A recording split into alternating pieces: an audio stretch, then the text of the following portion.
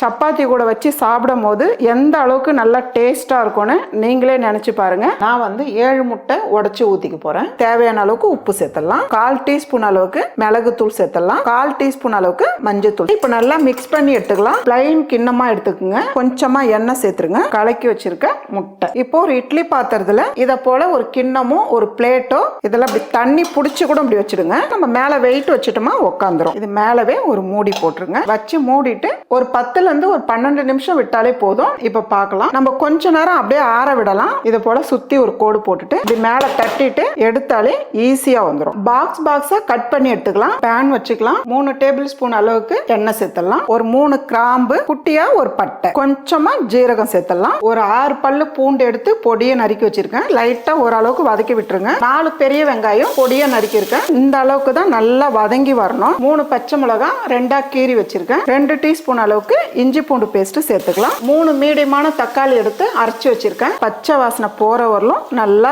வதக்கி எடுத்துட்டோம். 3 டீஸ்பூன் அளவுக்கு பெப்பர் சேர்த்துக்கிறேன். 1/2 டீஸ்பூன் அளவுக்கு கரம் மசாலா சேர்த்துடலாம். 3 சிட்டிக்கு அளவு மஞ்சத்தூள் சேர்த்துடலாம். தேவையான அளவு உப்பு சேர்த்துடலாம். நல்லா கலந்துட்டு ஒரு 1/2 கப் அளவுக்கு தண்ணி சேர்த்துடலாம். நல்லா கலந்து விட்டுட்டு உப்பு காரம் பார்த்துட்டு ஒரு 5 நிமிஷம் மூடி வச்சாலே போதும். பார்க்கலாம், எண்ணெய் தனியா திரிஞ்சு வந்திருக்கு பாருங்க. இப்போ வந்து நம்ம முட்டை சேர்த்துடலாம். கொஞ்சமா கஸ்தூரி மெதி முட்டை மசாலா ரெடி.